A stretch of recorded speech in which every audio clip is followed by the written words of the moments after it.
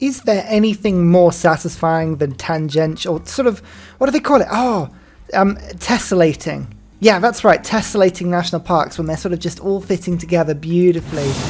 I don't know if there is. I don't know if there is. It's just, oh, yes. Yes, yes, yes. Always reminds me of that Alt-J song, that word. Let's tessellate. Oh, I like Alt-J. Actually, oh, now here's the thing. Alt-J, if you don't know the band, right, there was this album they put out that I believe was called something along the lines of, like, oh, there was like a river on it or something. A something flow? A something, oh, what was their first album? People would know this. Hang on. An Awesome Wave. That's what it was called, An Awesome Wave. Now that first album, Alt-J came along and they kind of play really weird music, but it's all very sort of offbeat and harmonic and very electronic and stuff, and like there was some really, really good songs on it. Like it was really annoying music, like it got in your head and it was just sort of slightly wrong is the only way I could describe it. Like it was deliberately kind of everywhere just to make you listen to it in a sort of odd way, but the songs were so good, and especially when they were playing live, everyone was like, oh my god, these guys are really, really weird, and they were so good. But then they kind of they had a huge first album. They saw the fact that everybody were like, oh, Alt-J are really, really weird, and that's why they're really good, so they went weirder. And I don't know if many bands do this, right, but they went even weirder. And the second and third albums came out, and their live performances just got stranger and stranger as they were sort of almost playing into this idea that they were a really, really strange band. And then I just kind of like their stuff was okay, but I don't know, it's the first album. I guess it was just so different at the time that it kind of stood out, maybe. A lot of bands do that, though. They'll put a really, really good first album out, or maybe even like a first couple of albums, and then inevitably a band will start losing its way by making their sound like really, really different. Like Franz Ferdinand were a really good example. I loved their first two albums back in the noughties, and then the third and then especially the fourth came out, and it just sounded much different to how it usually was. I don't know. Music, eh? I guess you can't put the same album out over and over and over. You have to change what you're doing, and ultimately it's only the best bands in the world can put out, you know, multiple different albums and still have them all sound brilliant. So, you know, I see the benefit, and I see the ability of those best bands at doing that, but I don't know. It's always a bit of a shame when your favourite band just sort of changes and goes a bit weird, and you're like, this isn't as I remember it, really. There's another national park, by the way. I don't know, you all probably have different examples of bands that maybe at some point you really, really loved, and they just, it's not like they got, you know, they didn't ruin themselves, but they were just very different by the time that they finished the run. Oh my god, they just all, someone just did Broadway. I was like a turn or two off finishing that. That is rude. That is rude. If it's the Incans again, if it's the flipping Incans again, I will lose it. Okay, no. It's the Mayans this time. Oh, the Incans were lucky. That was gonna be an annoying orange on orange war declaration there. Yeah, I bet you've got a production overflow. Stolen from me. Stolen. I'll do the Bolshoi instead, but honestly, what a load of rubbish. Hang on, actually this is really good, right? So watch, all of this national park has 2 appeal, so I'll just go to the middle, plonk a forest down. 333, yay! It's always worth remembering that the forest doesn't increase the appeal of the tile the forest is on. It's just all of the tiles around it. It's a little weird that, but it's a useful mechanic once you get your head around it. Oh, global warming mitigation. That's going to be really handy because the world is beginning to heat up. And I have a carbon emissions penalty, but if I want to sort of go for a diplomatic victory here, I want to be removing, let's just say, all of the diplomatic favour of everybody else by turning the world carbon negative. Once I reduce global temperature below 0, anybody that's ever emitted CO2 in the game that isn't me is going to immediately... Oh yes, I will take that, Lance, thank you. They're going to immediately start taking a huge diplomatic penalty. So at this point it would be everyone except Japan, Hungary and France, who basically the lights are still off, no one's home. I'm not even the CO2 leader. That's awesome. Here we go. Let's start cooling the world. Okay, I've got a Theatre Square Festival going on here in my capital, which is accelerating, you could say, the generation of great people, but I think it's more fun to do carbon recapture. There's no reason why you would do that when going for a culture victory. I just think it's quite funny, and also it's quite clear I'm winning, so, you know, I'm gonna embrace all of the facets of this game. Also, I'm still building, like, you know, all of these parks, so it's fine. Crazy thing is as well, is I'm actually dragging myself back into the science game. I'm 8 techs behind France now, and I've got to the point where I'm teching everything in one turn pretty much. It's yeah, it wouldn't be long until I overtook everybody. Let's get refining, find some oil, lots of tasty oil. Modern era, it's always the era before the one that I think is useful. I think it's the atomic is the first one where you can start doing wish you were here and other exciting things. This one is pretty much more of the same from memory. Yeah, more of the same. Okay, I'm going to reform the coinage again. It just got reformed, but for whatever reason it's just not good enough, so I'm reforming it a second time. Would you believe I only got a bronze medal? Oh. Dear oh dear, Nobel Prize, I'm lacking today. It's awful. I do have Peter Rabbit, so, you know, you win some, you lose some. I win the Nobel Prize for scientific endeavours, but I do get tales about a small, annoying rabbit. I mean, there are winners in everything, and I feel like I lost. Oh, finally I have a new art museum to play with. I cannot tell you how long it has been since I had an art museum. Right. There's a 27, here's a 25, and I need a 23, 26 of these. I'm going to take a few turns to unlock themselves, 6 turns. Oh, what a pain. Never mind. Looks like I get someone else that's got a portrait in here. This is all a landscape guy, never mind. Alto, normally not very interesting as an engineer, but I'm getting him because down to the south, Tavia is become sort of my, like, capital of national parks, and he's going to just keep getting better down here, so I'll take it. Nobel Peace Prize. Generating diplomatic favour, you say? I think I should be pretty good at that. The Mayans have the most points, so I'm going to go for them. I would quite like... What was it last time that people went for? It wasn't the one I wanted. It was... oh, this has already come up, and I don't remember what it was. That's really annoying. I'm going to say I want scientific because I think that might be what people go for, and people love to neutralize governors. So let's go for all those things. I don't know what I'll end up getting at this stage. Really, it's quite clear I'm going for a culture victory. I'm just sort of playing around with diplomacy because I can. Neutralize governor, scientific city-state, Lady Six guy. You are kidding me. I got all 3 of them right. Goodness me. Goodness me. That's insane. Apparently Egypt just got 284 favour in a turn. Is that because I just sold them a load? I think I might have just sold them a load. Does that count as their favour? Is that a thing? No. No, that can't be. That's not it at all. Oh no, it is. 73 gold per turn. Oh, you know what? I think I might have sold them on the wrong point. Maybe that's a little bit of an exploit. I don't think that's deliberate or intended. Either that or Egypt have an insane diplomacy game going on that we don't really understand or appreciate. Here's the Bolshoi. I get random civics, 2 of them to be precise, as well as having a little bit of space for some more great works. I built this one not because I wanted it, but because I was angry. And I was angry because I lost out to Broadway, and basically this entire building was just a rage-fueled revenge mission. I mean, that's not really what I should be building for, but it is. Anyway, I've unlocked Future Civic. That gives me 50 favour every time I do it. That's not bad. First loading of +1 appeal to all the tiles in this city. Good. I'm going to swap all the tiles in that I can into this southern city. It's actually a really, really good one. And look, there you go. There's another park available. So we've got 2 tessellating double parks, and I reckon if I buy myself this tile, then hopefully next time, if I were to get myself another one of these boys, naturalist, there you go. I'm hoping that now counts as one. Yeah, look at that. That'll be a fantastic 5 tessellating tile. I love it. Best thing I can do actually for this city, Sevilla, is to burn some more great people, because there is a lava in this city. So if I burn more great people, the borders will continue to expand.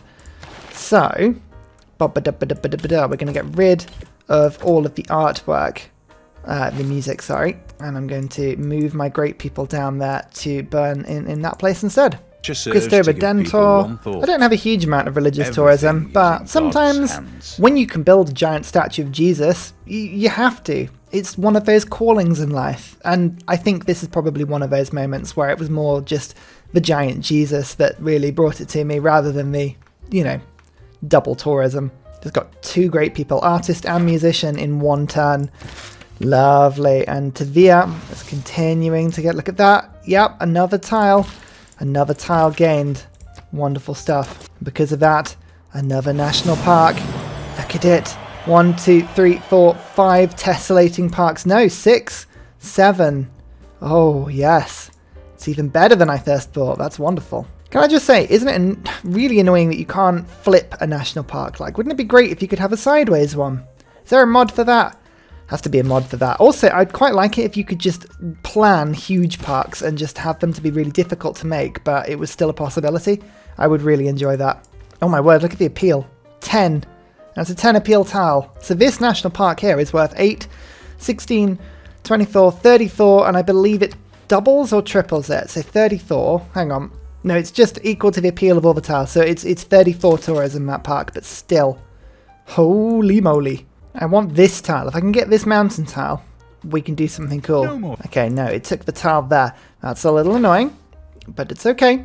We can live with that as long as we can get this one. Go on, get that tile. Get it, get it, get it, get it, get it, get it, get it, get it, get it. No, it didn't. It took another tile. I've got 5 turns to force that through. I think we can do it, but still, it's going to be close. I've saved up 18 envoys. I don't know what to do with them. Like, I'm just waiting, I guess, for another city-state to appear. It's possible. They might. And if they do, I'm just going to jump right on it. It'll be wonderful. Come on, lucky tile. Do it, do it, do it, do it, do it. No, it did the wrong one. The wrong one. Dear, oh dear. And Jerusalem's stealing tiles from below as well. Oh, that's really annoying. We might not be able to fit in another park unless I get that tile. Now, here we go. Saratov is working culture tiles, which is why it's doing quite well. It doesn't have an arts institute, so it's not getting any culture that way. I could tell it to stop working the culture tiles, but I quite like this little competition I've got going with myself, so we'll leave it for now. Oh dear, Mount Fuji is exploding repeatedly. Nobody's been killed, which has got to be a good thing, but it is a little scary. Go on, go on, go on, go on, go on. Do it, do it, do it, do it, do it, do it. No, it didn't. Right, we'll get it. We'll do it. We'll get it. 10 turns away from a culture victory as well. But that's irrelevant. It's relevant to what I'm doing here, which is just having fun by building as many parks as I can. I love it. This is sort of the bit of the game I just really enjoy. It's just messing around late game with silly things and, yeah, trying to sell all my diplomatic favour to Egypt without them winning the Nobel Peace Prize. I mean, I'm clearly going to win it, but it's quite fun. Go on, lucky, lucky pop-up. Do it, do it. Yes, it did it. Great. Awesome stuff. Okay, that means I can officially fit one more park in this city. That's great. I mean, I could kill Jerusalem, but, you know, I quite like them. I like having them around. Actually, Reina, I can put in that city, and I could improve the tiles even more. Oh my goodness, why did I not think of that before? So Tvia now has an amphitheatre. It now has, let's give it an art museum, and also a broadcast centre. So lots of extra places now for me to put my stuff. If I put a landscape in Tvia as well, I'm hoping I can theme something in this city. I don't have any spare landscapes per se, but I could break up a couple of themes if I wanted to. Actually, no, there is a spare one here. Okay, so let's bring you to that. Tvia will do that one. That's great. I'm just going to switch you and you. So this one, 29 is needed in right, this city. No, hang on. No, what am I doing? What am I doing? That's where it needs to be. So now it's themed, and now they need to go to Nagoya and to Kazan. Okay, yeah, that makes sense to me. It may not make any sense to anybody else, but it makes sense to me. You know, it would be really, really annoying for the Mayans, right, or the Mayans, if I took someone like Wulin, who, look at all these beautiful tiles. There's a citrus tile that I can already tell that the Mayans would be very, very intrigued to have. So what we're going to do is I'm going to take Wulin, and I'm going to go Why don't you have 22 envoys? And then I'm going to go, well, bam. Oh, look, they took all the territory. Oh, that's such a troll move, but I find it brilliant. Look at that. Oh, it's a 10-yield tile, and you're not going to get it now. Hee. It's a neat trick, actually, when you've got any building, even if it's a wonder or a unique building or whatever it is, if it can have multiple types of great work, and you've got something that doesn't, like an amphitheatre can only have writing, whereas the Arts Institute can have it. It's worth moving everything into your amphitheatres and leaving your Arts Institutes or whatever it might be blank. Because then if you ever want to buy anything or you get given artwork or whatever and it's randomly unexpected, it means that you don't have to be sort of messing about. You always get it and it doesn't get lost into some sort of void, which sometimes can happen. Actually, I think I might be able to make these, 1-2-3 themed landscapes as well. Goodness me, I'm having a good theming game. Unexpectedly so, like, nice. I'm also now starting to get artifacts. Always go for city-states. If you're not sure, go for city-states because they're unlikely to have many at all on the map.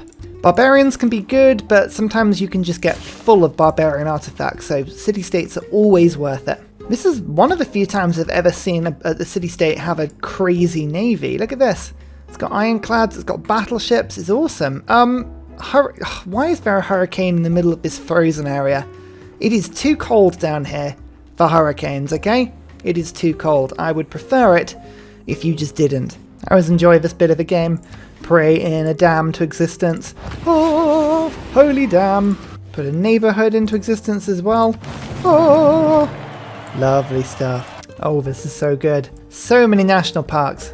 It's my favorite part of the culture game, building these things. It makes your terrible southern cities worth it. If you're ever unsure about expanding into sort of tundra, when you can put forests down at conservation, it's always worth it, especially with Bull Moose Teddy, especially with Canada. I mean, Canada should be settling tundra anyway, to be fair. Oh my goodness, actual Highlanders. That's terrifying. You never see Highlanders on the map because no one's ever, actually stupid enough to build them. Poor Scotland. Picking up a nice stadium in Moscow.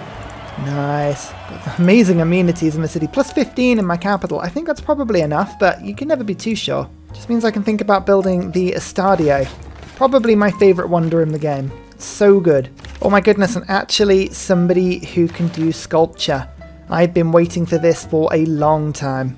Oh, my word. The only problem is that there's absolutely nowhere for me to put that I can theme it, but I had all this sculpture ready. I've got 2 art museums worth of sculpture, so I think I might just hold fire on her for a second.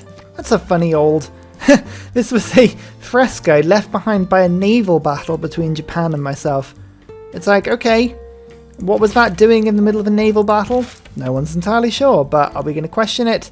No, we're not going to. Is this rush going to be enough? Don't think I've got quite enough gold, have I? No. Oh, still, it's worth doing. Here is the Estadio. 2 amenities in every city in my civilization, and also 2 culture. It doesn't tell you very clearly about the culture, but that +2 culture does apply to all of your cities, which is a wonderful thing. Plus, it's a car park wonder, which makes it one of the best wonders automatically. Next to these horrible little gaseous holes, you just want to ignore those because those are slightly terrifying. And don't mind me whilst I just put a sneaky biosphere down. It's the best sort of biosphere. How much do I need for this one? I need about 3,400 gold to spring that one into existence. The world kind of doesn't quite have that much gold, but it's got quite a bit, so we can push close. There you go. Bit of trading, sold off some diplomatic favour, and bam, there's the biosphere. This turns offshore power, solar farms, wind farms, geothermal plants, hydroelectric dams, all of that into tourism. I have not built any of that, but what it does do is it also gives +1 appeal to tiles adjacent to rainforest and marsh, so I'm hoping it might open up a few more national park areas for me. Like a couple more, maybe. Like here, for instance, is now, that's a little bit better than once it was, which is cool. Looking through this, you can actually see the benefit of having kept Japan alive. I have 43 tourists with them. Oh, ignore the fact that my tank just died, but that, whatever goes on there, it's nobody's business. But look, 43 extra. Now, interestingly, had I killed the Mayans, for instance, The next highest tourist leader is Hungary with 241. I would have lost 43, but the total would have gone down by 76, so I would have already won a culture victory. It's worth killing the person in the culture lead, but never worth killing anybody else. Oh yeah, look at that. Geneva's next to some coal. I'm going to do exactly the same thing as I did before. Just a bunch of envoys and go kaplump. Oh look, Geneva's taken all the good tiles. Hee hee hee hee. Oh look, we've just done it. 319 out of 319. Wow, look how many tourists are down here as well. In this little city with the national parks, 4, 7, 14, 22, 25, 28, 30 tourists. That's 10% of my empire's entire amount. Now my capital is always going to do good, because the capital is just wonderful, and Pingala doubles tourism from great work, so like anything in the capital is just, it's just doing really, really well. Like 16 tourism from a great piece of music in the capital is just a good example. But I mean, still, we've done amazingly well this game, and I am very happy with how it's all gone. I'm also picking up Australian diggers with the twins who I just picked up. Now these guys are quite fun actually. They're very, very powerful. The Incans actually are off to the moon. They haven't got nanotech yet, but they're off to the moon. So there are some people doing well on this game. Diplomatic points, I was on 10 out of 20. I was easily going to pick up the extra one from science, and the Nobel Peace Prize I think gives me one as well. That would have been 12. I could have got the next vote, and then I believe the Statue of Liberty is not built just yet, so I could have held off on my engineer. There we go, and just rushed that. So diplomacy victory was 15 turns away. I'm almost entirely confident that I would have just instantly won a diplomacy victory. Like it's not even a question of like, would I have done it? But culture came first, and what a game. If you haven't tried this mod, it is well worth it. She's really, really good fun. It plays on Russia's strengths. It makes Russia into, well, a civ with huge synergy, unlike Petter, who is just useless, but Russia is brilliant, so kind of like you ignore about his abilities. But when you actually put a decent leader with Russia, oh boy, they're good fun. Winston Churchill. Let's have a look at some graphs. So we constructed a lot of buildings. I founded a lot of cities. This is the trick to culture games. You need a lot of cities. So 19 cities founded. Cities captured. 1, 2, 3, 4, 5. Mostly from Japan, but we did quite well there. Culture, you can see, is really, really high. I was winning the culture game just after halfway. Science, I don't think I was ever winning. No, I was winning at the end. Okay, when I got the crazy card, but until that point, I was never winning on that. My faith game was very strong. You have to have a good faith game when you're playing culture, and especially when you're playing Russia, it helps to have a crazy faith game. Player score, you can see I'm about 60% of the way through the game I took over. What else would be good? Religions founded. I didn't get the first religion. I got the fourth, which is insane, considering I was playing Russia. It's kind of a bit annoying. And wonders constructed. It wasn't until the end of the game, but I started to really build some of those. The Incans were a pain in my side the whole time. I really should have taken them out a little bit.